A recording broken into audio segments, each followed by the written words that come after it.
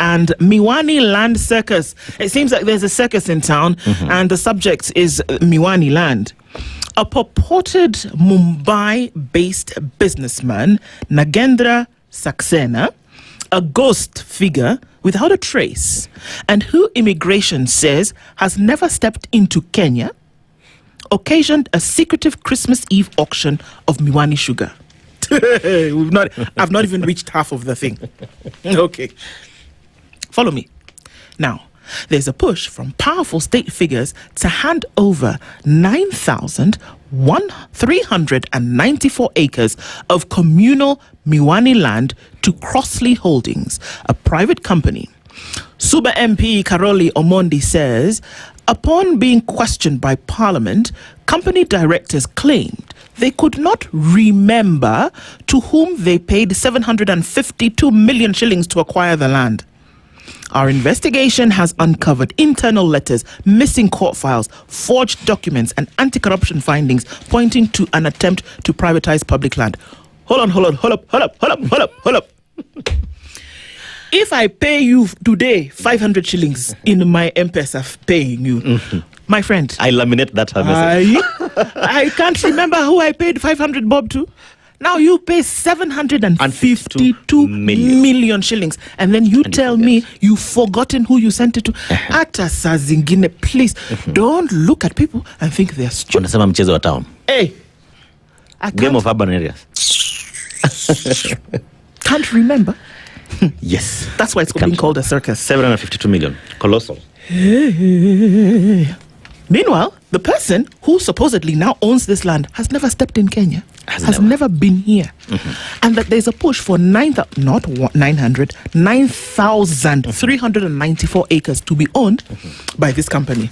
You guys thought that the problems that you are dealing with is just some run-of-the-mill corruption over here, and that, we'll be sorted out. Or more, water past Gary, as we are saying. We'll look into the details of that. This story I won't read for you, Kidogo, because it's a standard investigation, obviously, but it's something that's in the public eye.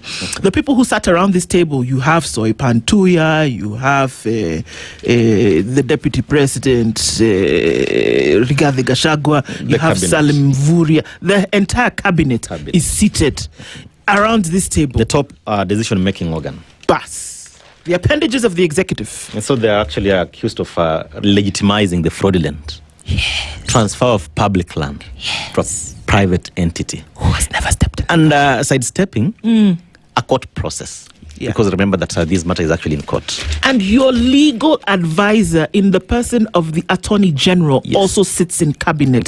My friends. Yeah. So you want to ask Madam yourself... Dorcas Oduor. Yes. Yeah, she's here. Many questions about then what happens. She's the one sitting between the head of public service, Felix Koske, and Interior and Interior CS, Murkomen. I'm going to read the details of the story in just a minute. So just hold on to your horses, because, in fact...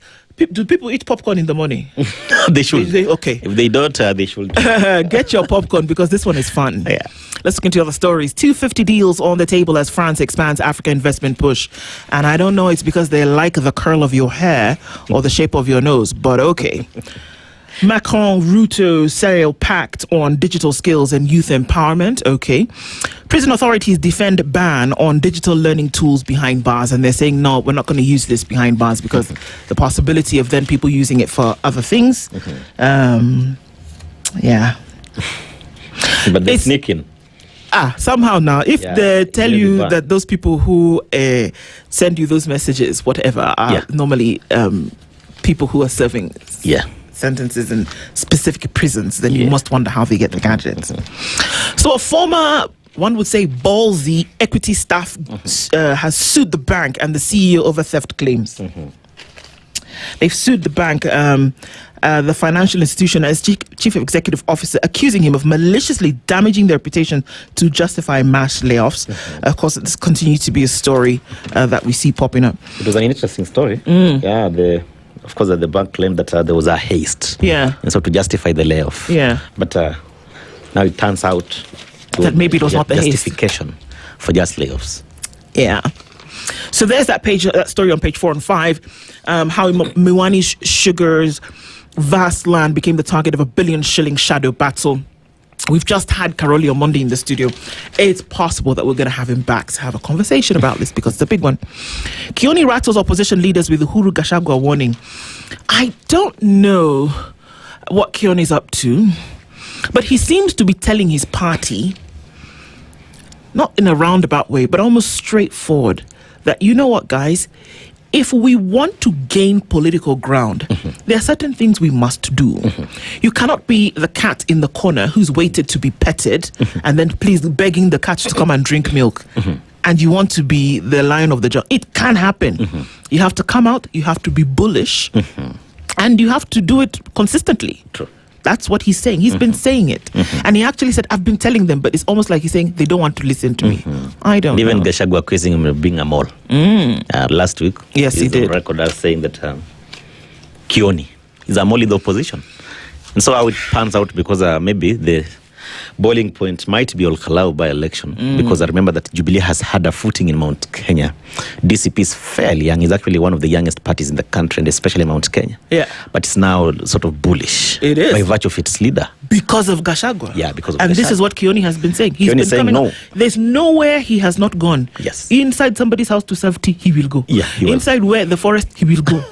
So he's basically saying, what is stopping us, Jubilee, from doing the same thing? Well, Ruto signed sweeping economic reform laws, and we saw some of these coming out yesterday. We'll look into the details of that. Of course, they'll come up in our conversations. Omari is a lawyer. His name is Danstan Omari. He's now on the spot for filing a case without a complainant's consent. Okay. That's fun. Do you wonder if they had a conversation and maybe it was not documented? I don't know, man. Okay. It's interesting. The Kenya National Examinations Council is set to roll out digital exams next year in a push to modernize learning. Digital exam. Digital. Hey, okay. Good. No, it's good. Let me not laugh. Do stop it. It's good. Is it foolproof? Look, Ochanda, let's just be grateful Let's stick that we are progressing. Ebas. Sawa. We poke holes in it later. For now. WHO boss moves to calm global fears over hantavirus outbreak and says, no, people are already talking about lockdown. There's no lockdown that's happening. The Kenyan survivors of Ukraine's deadly drone war, a burial without a body for a man who died in Russia. These are some of the stories that we're going to see. I remember during the terrible Ethiopian Airlines crash, and one of my friends who passed away in that crash, we had to bury a banana. We had to bury a banana stump because obviously there's no body. And we see that happening again. It's symbolic, I understand. The mock burials. They had to bury somebody. Just move on for closure. Indeed. Yeah. My friend Jahira Gitahi has written an article in the opinion pages today about the Shah debacle and says Kenya must reject donor-driven policy templates. They give you the money and so they decide how you're going to be able to do the thing, and she's saying, come on, no, it can't happen like that. They dictate the rules. Yeah, and they're saying, no, it can't happen. The opinion pages are going across board. We're talking about AI by Bruno Tiato on the next page. So get yourself a copy of the Standard, and you can't if you run to the streets and they're all sold out, the Standard e-paper is available for you. Have the news in your pocket.